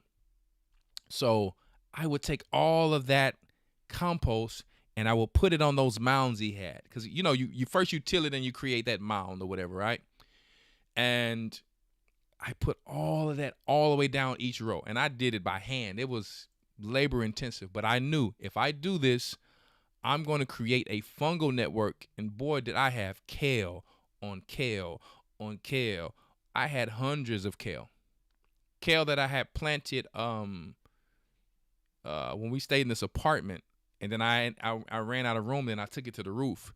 And I'm like, I need to transfer a lot of this kale. Then I planted new kale out there. Flourish. I had so much kale, I was actually about to start to sell it in the stores. And I'm not just saying that. Ask my brother. This is like an actual fact. I was going to hook it. Since he already had his other stuff going to stores, and kale was a hot commodity that you can barely get out there. To find kale where I was planting it at, man, they will hunt you down. They were asking me, where's your kale farm? They were asking me where I was planting my kale. That's how expensive kale is on the other side of the world. Y'all don't know. To buy a few leaves of kale in Egypt, very expensive. So when I was living in Europe, in this certain part of Europe, right, I had the kale. I was the kale supply, right? Malak had the only restaurant with kale in it. The only way you can get kale, you have to drive to the north side just to get it. So I was going to be the main supplier of kale, selling it in those stores right there. I had got that ground from just being a basic little farm area. He had the irrigation and stuff already going. Took that thing to the next level. Planting corn for first fruits. I had it going on. Okay? So you can have it going on too. All right? It's time, y'all. It's time. Research indicates that fungal hyphae remaining intact for hundreds of years can sequester We're almost 20 done. metric tons. I am going to have to go into how to transform your clay soil next week. I'm going to have to just keep it with this. And I really have to teach this because a lot of people have clay soil and are fed up with their clay soil. It's all over the internet. Okay? How much of the colloidal copper should we take? I can't tell you that because it's not for human consumption. You know what I mean? But what I take, when I first started, I took 2 tablespoons, one in the morning, one at night. And then honestly, I moved up.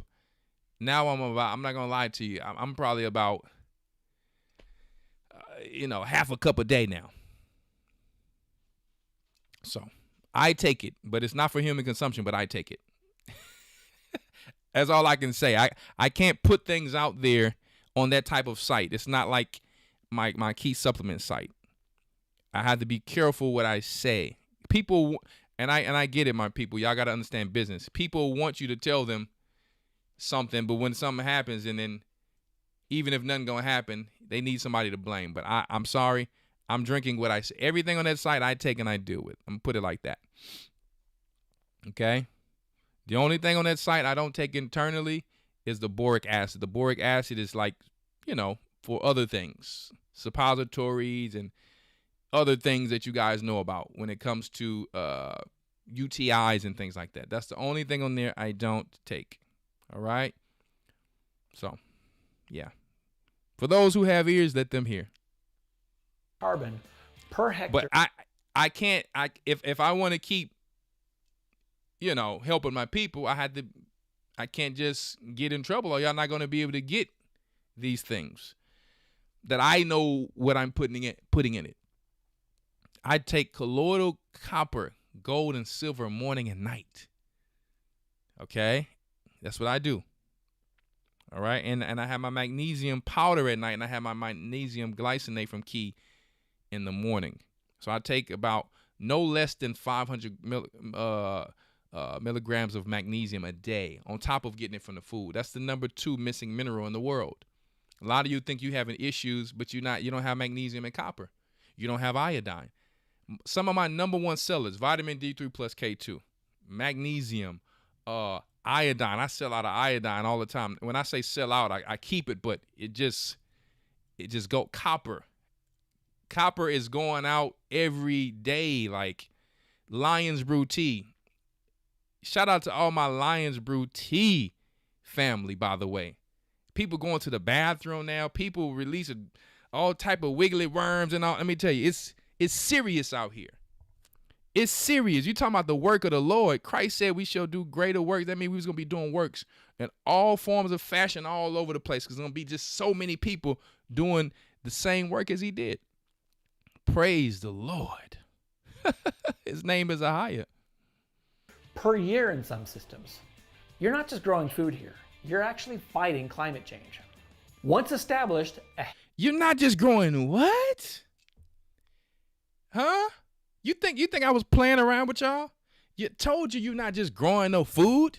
You think I came on here to play with y'all? We're not here to just grow no food. Anybody can grow some food. Do you want to be nutritious? Want it to be nutritious? Do you want them greens to be nice and sweet on their own? Because when it's bitter, that means your ground is having some issues.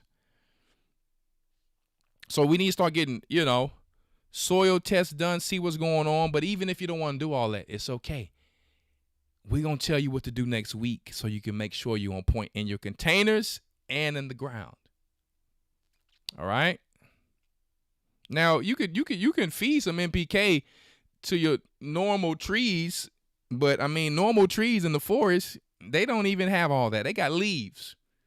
They got leaves and wood. The wood is getting eaten, like branches, it gets eaten by fungi, and the bacteria is all on the leaves, making the perfect cover for the ground. Who going out there to feed the forest with NPK?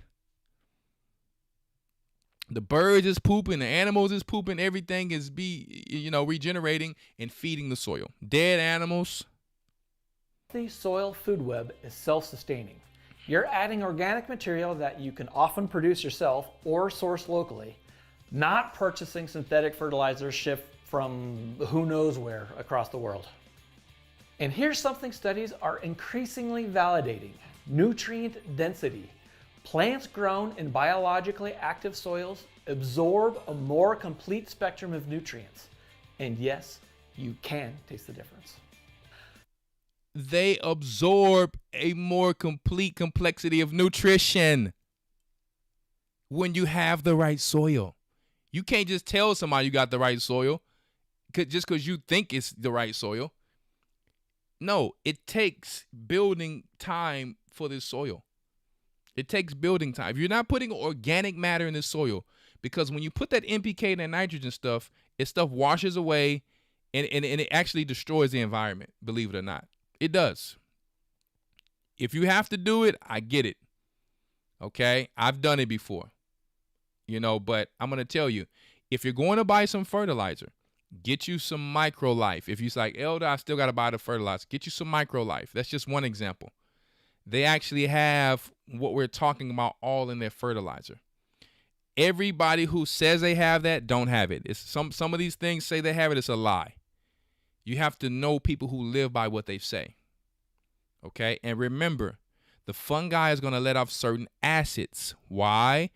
The acid allows the nutrition to be readily available now. So even if you do go and buy a fertilizer that has bacteria release, if it has fungi release, you take your little organic azalea rose type of acid fertilizer that's very similar to that, because they have it in MicroLife too. It's called MicroLife. It's a fertilizer who specifically does what we're talking about. But you don't necessarily need it if you have your livestock, okay? But or food scraps or whatever the case may be. But you put a little acid every time you put fertilizer. What that's going to do is make it available now. Okay? Like MSM, MSC, MSM needs vitamin C. Iron needs a little vitamin C, but really it needs copper. Everybody been taking vitamin C to absorb iron. It haven't been working enough for them because they've been lacking the number one thing that unlocks it. Collagen is not strong enough without copper. Okay? So the soil has a system. You can't come in and create a new system that the Most High already made. You can't come in and do something new that the Most High already made. Right. You're going to further mess up the soil. Do you know this fungi can go for miles? 300 feet, the fungi can be over there, that tree, talking to the other tree over there. Giving it water because it can't reach the water. Brix levels, more complex flavors, and better nutrition. Look, I get it. Walking into a garden center and grabbing a bag of 10-10-10 is easier than building compost, managing cover crops, and thinking about soil biology. But here's what I've learned through hundreds I appreciate this man right here. I appreciate this white man right here. I do. Mr. White Man, I don't know your name, Sunnyside Soil. Whatever your name is, sir, we appreciate you because I think his name is Sunny. Your people is the one who was doing this stuff.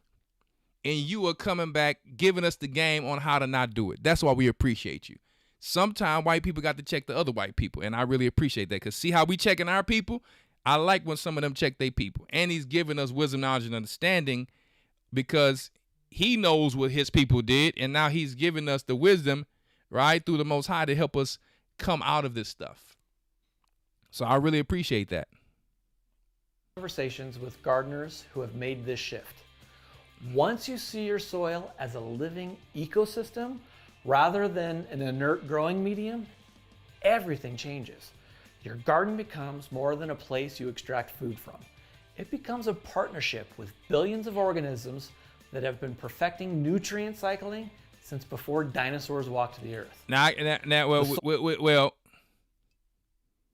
Well, in a sense, he's right. I just thought he was going to go into the billions of years old. We don't believe none is billions of years old.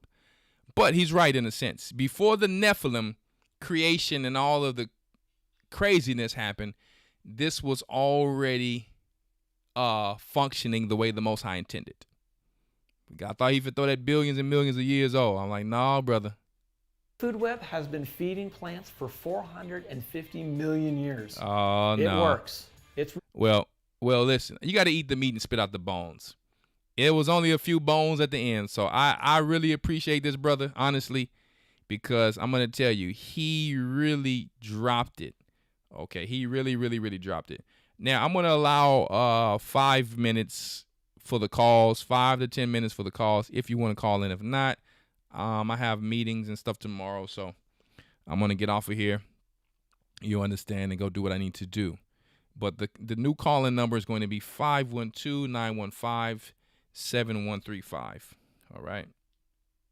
So like I said, next week we're going to go into talking about how to transform clay soil, which is really very important. If you buy some land that has, you understand, clay soil,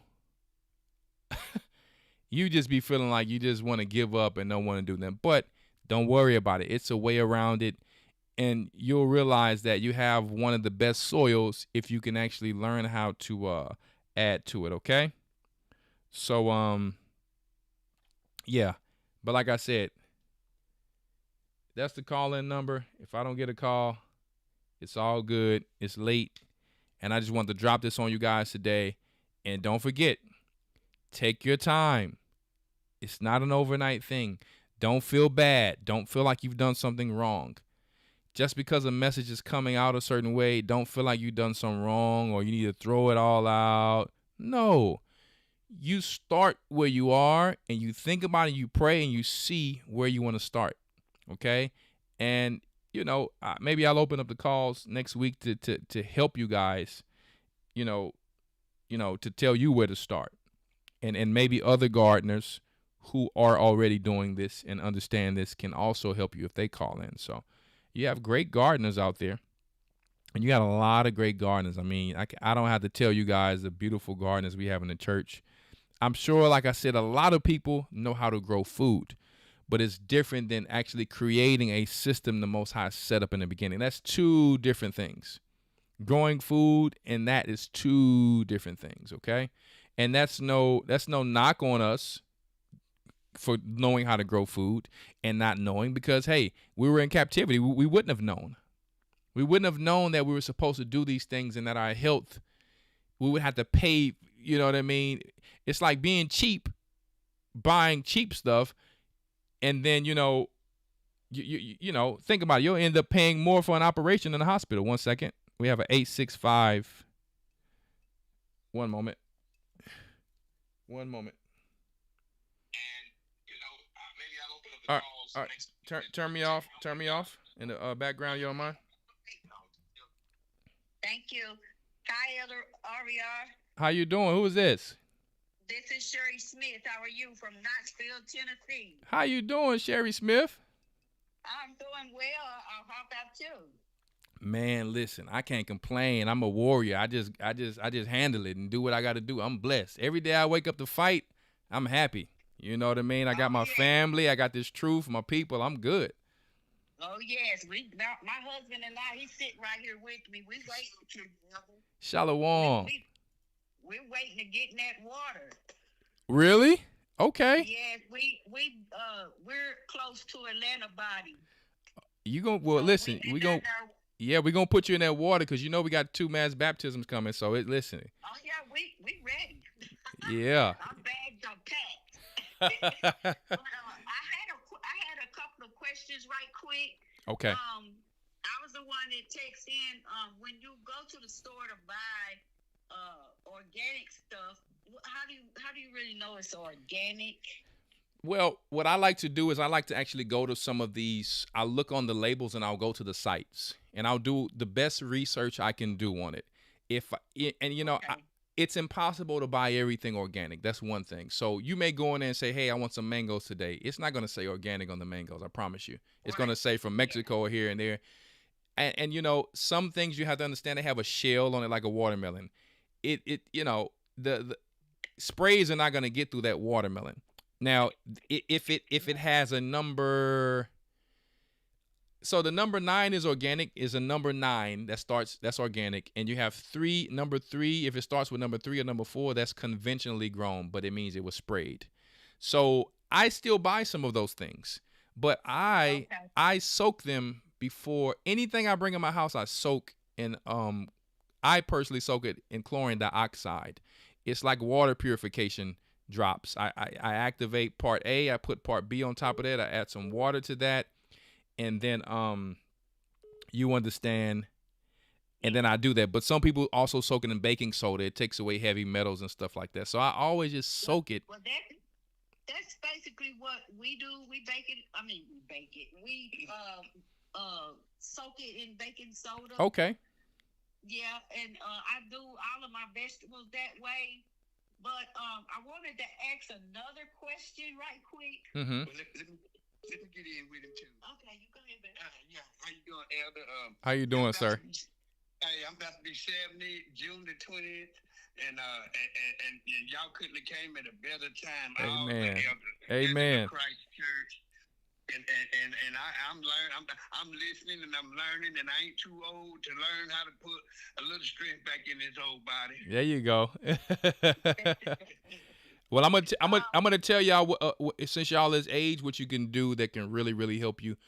Just start consuming more collagen on the regular, because our body is made up of 30% of collagen. Start consuming more collagen, even if you get it in a supplement, but also making you some bone broth. You can get you some beef gelatin and start making some things from beef gelatin or some Jello. Just trying to consume more collagen on the regular and trying to consume copper. These are very important. Okay. Copper, magnesium, and collagen, very, very important things. Make sure you're getting you some sunlight, and just eating clean, clean and good, healthy food as much as you can, Yes. Yeah. Yeah, that's going to That's awesome. And we got some copper, supposed to be capsules, but Chelated copper. yeah, now, I don't know. We got that at the health store, but I don't know about it, so Yeah, we gonna ask you. Well, if you got it from the health store, more than likely it's good. You just don't want to take more than 10 milligrams of it, according to research. Yeah. Okay. Just be consistent. Just be consistent with it every day. Be consistent with it every day, though. Okay, we had the same with the magnesium. It's chelated too. Well, yeah. So there's different types of magnesium. Some of it make you sleepy. Some of it makes you relax. So it's fine. It don't matter which one you have. But if it's the one that make you sleepy, I would more so take that at night. And if it don't make you sleepy, then you can take it early or you can take it midday or night. But just it's recommended that we get 450 to 500 milligrams as adults a day. If we're not getting that, you're going to start to have eye twitching, other things twitching, pulling muscle. It's so many different things, heart issues. So this is a number 2 thing we need to take in the world, magnesium, because we're lacking it. Okay. Yeah. Okay. And we got to figure out how to shop at your spot. Yeah. Well, my spot is KIIY. I can put it in the chat. I'll put it in the chat, and you guys can see my 2 stores that I have. And if I don't have it, you can try to get it somewhere else. But I have a lot of good stuff, and I got some really new, nice stuff that's coming. That's going to help on a whole nother level. So just stay tuned. But I'll put them in the chat before I close the show.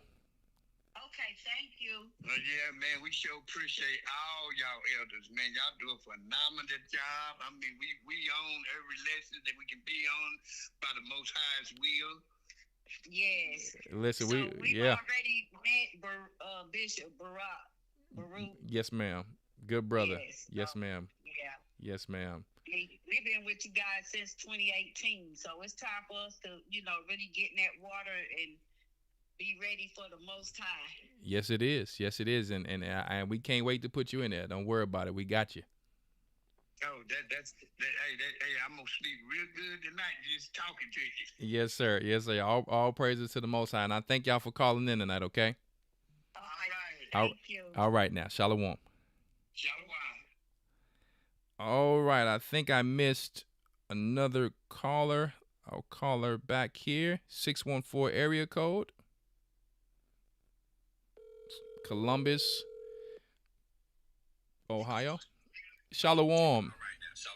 Shalom, Zaquan Aria. How you feeling this day? Man, I'm feeling blessed, my brother. I'm feeling blessed. No complaints. I'm not a complainer.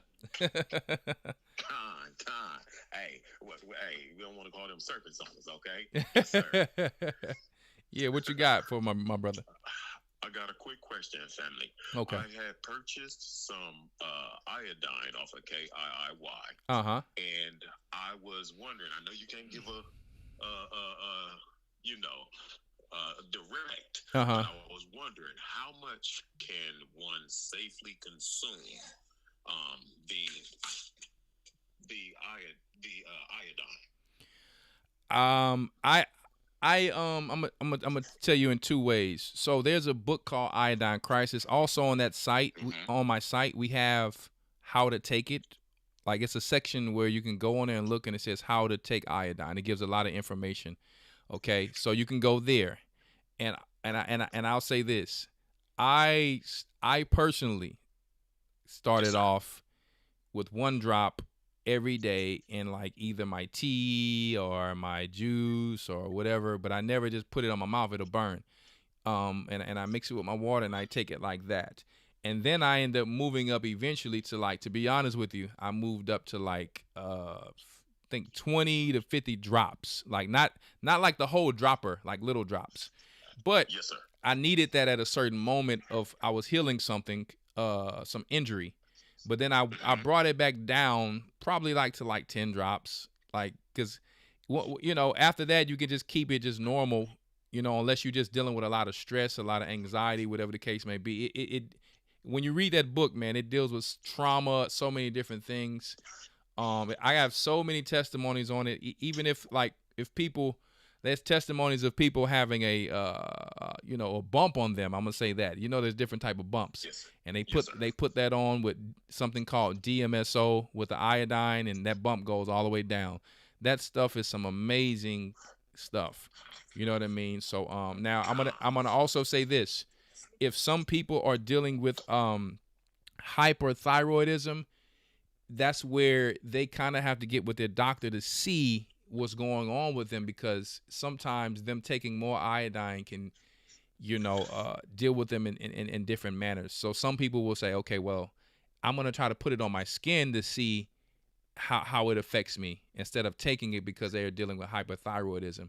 So each person with hyperthyroidism is different. So if you're dealing with that, that's where it's like you really got to take some time out to find out what's going on with your body.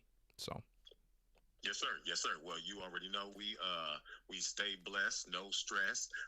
Mind is right. Yeah. And, hey, I greatly appreciate the information, Elder. Yes, hey, sir.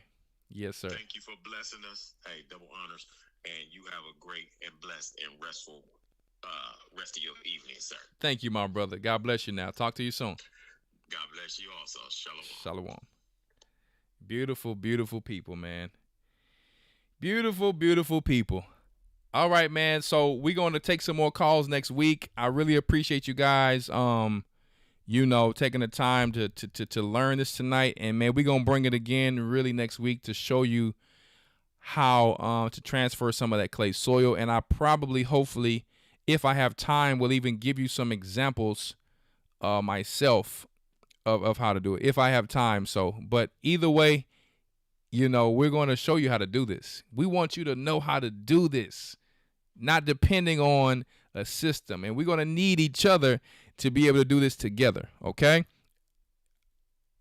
Make my lion tea. Elder, how do you make my lion tea frothy? Okay, let me give you the game on that real quick. The game on that is I don't make my tea because my daughters and my wife be making it. But what they be doing, they got this little thing they be spinning in the cup. Y'all sisters know what that thing is. And they put that heavy whipping cream, and then they pour that thing on top, and then they like to put a little cinnamon and all this crazy kind of little stuff, maybe a little nutmeg. They put all that in there. But a lot of times I'll put my collagen powder in my tea. I'll put my mushroom powder sometimes in my tea. I will put my iodine in my tea, my selenium in my tea, and it don't change the taste of it. So that, that's how I drink my tea. They put that frothiness on top like that. You might got to get on YouTube and see how to do that. That's their little skills. That's not really my skill like that. But I'm going to tell you, I show it off. No pun intended. I show it off. Okay? Yeah, they got the kids doing it. I go up in there, they got the little spinning thing, and I'm like, yo, the little hand blender, and they making it happen. But let me put that website for my sister here. It's keysupplements.com. And then we have the lionshomestead.com. So those are my two sites, and and there we go. So peace and blessings to you guys. I got to get this good old food in my stomach or dessert or whatever it's going to be. And yeah. So bless y'all, man. And don't forget to go to historytimes.org so y'all can get in that Hebrew and Bible Academy as you see it on the screen. And if you want to donate, you can either go to our website and press donate and put, what it's for, if it's for the elders, if it's for a certain congregation, whatever the case may be. Yeah, you can go to gatheringchrist.org to donate. We really need the donations. Like Elder Rawchaa said, we're trying to get, to help out with the school for these children and things like that. So, hey, let's work together and build this kingdom of Christ. Shalom. The Bible. Is it hard to understand? When it comes to reading the Bible, the first thing that comes to mind is the fact that this is the Word of God. The seals have been broken, and the truth is here. And when we go throughout the scriptures, when we go throughout extra biblical records, we find that the language that God employed, that He used to create the heavens and the earth, was the Hebrew language. Christ said, I came for the lost sheep of the house of Israel.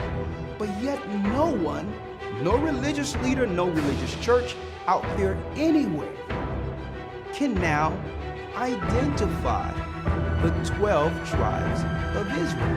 Can we? God is quite simple, but it seems as if man makes understanding him hard.